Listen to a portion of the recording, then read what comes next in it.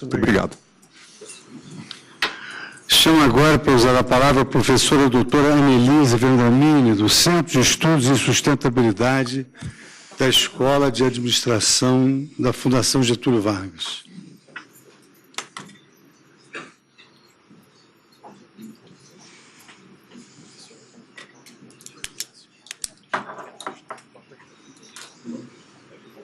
Só uma coisinha, eu posso passar por aqui mesmo, né? Boa tarde. Bom, eu me chamo Annelise Vendramini, eu coordeno um programa de pesquisas em finanças e sustentabilidade, na realidade a conexão entre economia, finanças e sustentabilidade dentro do Centro de Estudos na Escola de Administração da Fundação Getúlio Vargas, em São Paulo. O nosso Centro de Estudos existe já há mais de 12 anos e nós trabalhamos tanto com o setor privado, com pesquisas aplicadas para ajudar a pauta, né, avançar a pauta de sustentabilidade no setor privado, como com o setor público, também com pesquisas aplicadas nesse campo, né, de economia, finanças e sustentabilidade, para também contribuir aí, humildemente, né, com pesquisas aplicadas no sentido de avanço da formulação de política pública rumo à sustentabilidade no Brasil.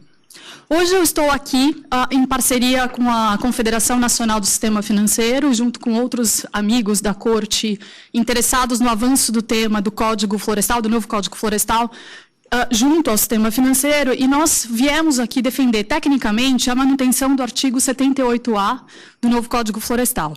Do que trata, então, o artigo 78A?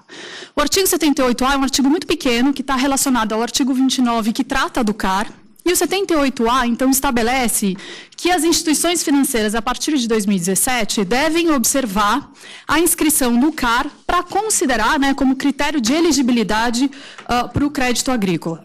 Então, nós entendemos que esse artigo é um artigo que usa o mecanismo do setor financeiro, né, como um mecanismo auxiliar para acelerar a implantação do CAR. É importante destacar que o CAR em si não está, o artigo 29 não é objeto de ADI.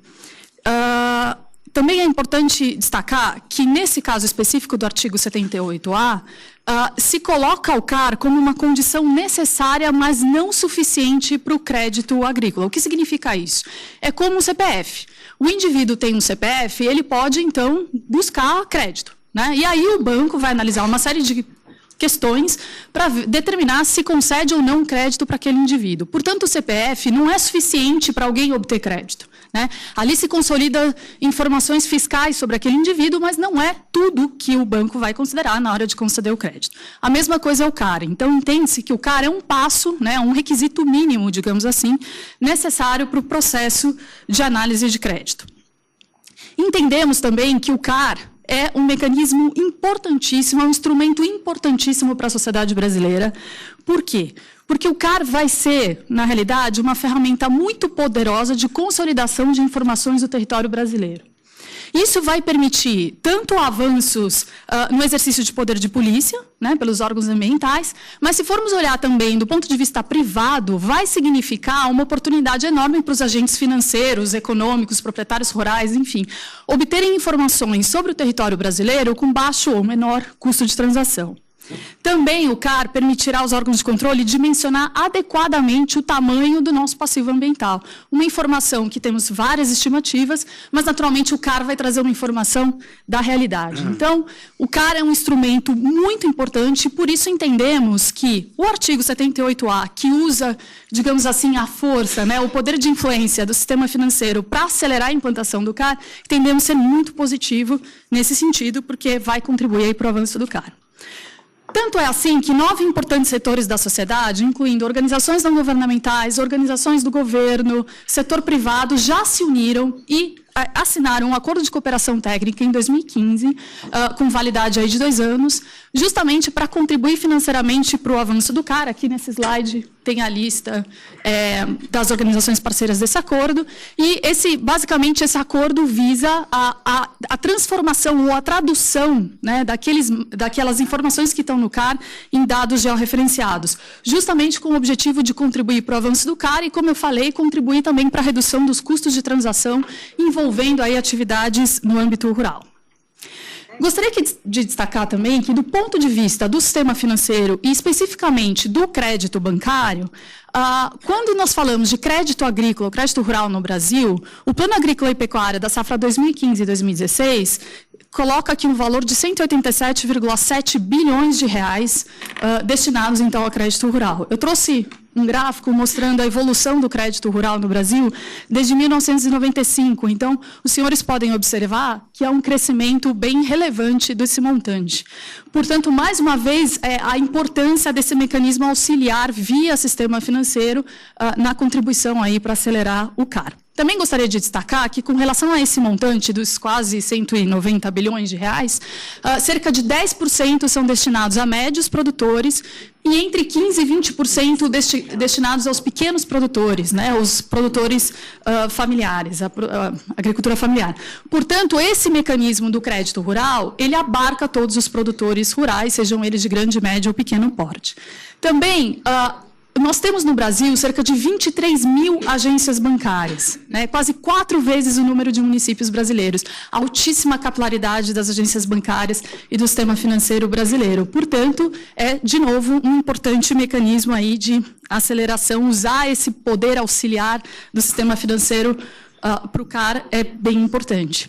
E, por fim, cabe destacar que este movimento previsto no novo Código Florestal, aí, previsto no artigo 78A, está plenamente alinhado com o que entende o supervisor e regulador do sistema financeiro brasileiro, o Banco Central do Brasil. O Banco Central do Brasil vem entendendo que questões de natureza social e ambiental representam riscos a serem considerados pelo sistema financeiro brasileiro, seja do ponto de vista da resiliência do sistema, seja do ponto de vista de instabilidade ou potencial fonte de instabilidade monetária. Eu trouxe nesse slide, no quadradinho azul, aqui embaixo dessas resoluções que vêm desde 2008, procurando regular, do Banco Central, procurando regular temas de natureza ambiental que os bancos devem observar quando dá concessão de crédito. A partir de 2011, o Banco Central do Brasil passou a entender que não é só o crédito que os bancos devem observar questões de natureza ambiental, mas a gestão dos bancos como um todo, o risco de maneira geral. E essas resoluções, na parte de baixo, são 2 resoluções muito importantes que tratam da gestão como um todo dos bancos. Eu destaco 2. A 3547 de 2011, que trata da alocação de reservas pelas instituições financeiras, reservas de capital, em função do risco ambiental, socioambiental, e a Resolução 4327 de 2014, que dispõe que todas as instituições operando sob supervisão do Banco Central do Brasil devem ter uma política de responsabilidade socioambiental, com governança, orçamento, responsáveis, enfim. Portanto, o regulador, o supervisor e o fiscalizador do sistema financeiro nacional entende que questões de cunho socioambiental devem estar previstas na gestão dos bancos. E o Banco Central não está sozinho nesse entendimento. Internacionalmente, o que a gente observa, nós que estamos nessa área há bastante tempo, a gente observa que esse tema vem avançando também no que é chamado de mainstream econômico do ponto de vista do sistema financeiro, ou seja, os ortodoxos. Eu trago 3 exemplos aqui. O G20, né, o grupo das 19 maiores economias do mundo, mais a União Europeia, criou, no começo de 2016, uma força-tarefa liderada pela China e o Reino Unido, justamente para avançar em políticas públicas dos seus membros participantes, com relação a trazer as questões de cunho socioambiental para o lado mais ortodoxo dos mercados de capitais e dos sistemas financeiros globais, aí, dos participantes do G20. Cabe destacar, naturalmente, que o Brasil faz parte do G20. Outro destaque é, no final de 2015, o Financial Stability Board, que é o supervisor dos supervisores dos sistemas financeiros globais, criou uma força-tarefa para que os mercados de capitais, globalmente, passem a ter mais informações para poder avaliar o risco climático de seus investimentos. E, por fim, mas não menos importante, em 2014, a ONU criou uma força-tarefa também com representantes de bancos centrais, representantes de Ministério da Fazenda, representantes de bancos do mundo todo, do qual o Brasil também faz parte, inclusive tem um assento nesse conselho, para avançar os temas, né, avançar políticas públicas rumo à chamada economia verde pelos sistemas financeiros internacionais. Então, para terminar, o artigo 78A, ele está alinhado ao entendimento, como ele está hoje, previsto na lei, ele está alinhado ao entendimento do supervisor do Banco Central do Brasil, ele está alinhado às melhores práticas internacionais e ele é um importante mecanismo para a aceleração e implantação do CAR, que entendemos é um ganho enorme para a sociedade brasileira.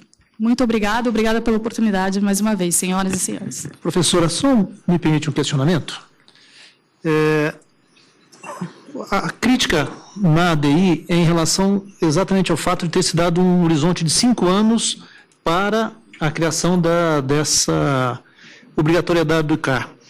Eu não consegui perceber na sua afirmação se a redução desse prazo, em que ele seria contraditório com as políticas de fortalecimento do CAR. A redução do prazo para que os proprietários rurais se incluam no CAR. Isso. Posso pedir ajuda aos universitários?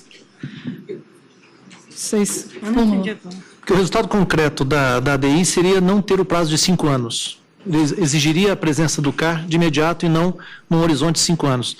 Retirado isso, se declarado inconstitucional, obrigaria desde já. Portanto, fortaleceria ainda mais. Doutor, eu trabalho com a doutora Annelise nesse tema e eu acredito que o tal como colocado lá na ADI tem um pedido de inconstitucionalidade do artigo 78A. Do prazo de 5 anos. Não, então nós estamos lendo uma ADI diferente, porque está escrito lá, pede-se a inconstitucionalidade do artigo 78A. Uma das questões que nós... Eu acho que essa é a observação do Ministério Público. Quer dizer, por que 5 anos? Por que não imediato, não é isso? Sim, não. A nossa posição é que isso está manifestado no nosso amicus curiae, de que os 5 anos são 5 anos da implementação do CAR. Porque esse dispositivo ele entra em vigor 5 anos da vigência da lei. 5 anos da vigência da lei, pensamos, e o ministro da Defesa, Sua Excelência Aldo Rebelo, está aqui, pode confirmar isso, porque participou ativamente desses debates, queremos crer que esses 5 anos são pelo prazo de implementação do natural do CAR. O CAR não se implementa de um dia para o outro. E fato que nós estamos aí vivenciando, a senhora ministra de Estado está aqui, uma dificuldade de implementação, inclusive no prazo que foi originalmente pensado. Então, esse dispositivo com apoio ao CAR, pensou-se nesses 5 anos como um tempo razoável para que o CAR, estando implementado, pudesse, então, passar para as instituições financeiras essa obrigação de se exigir o CAR, senhor ministro. Muito obrigado, ficou claro. Também.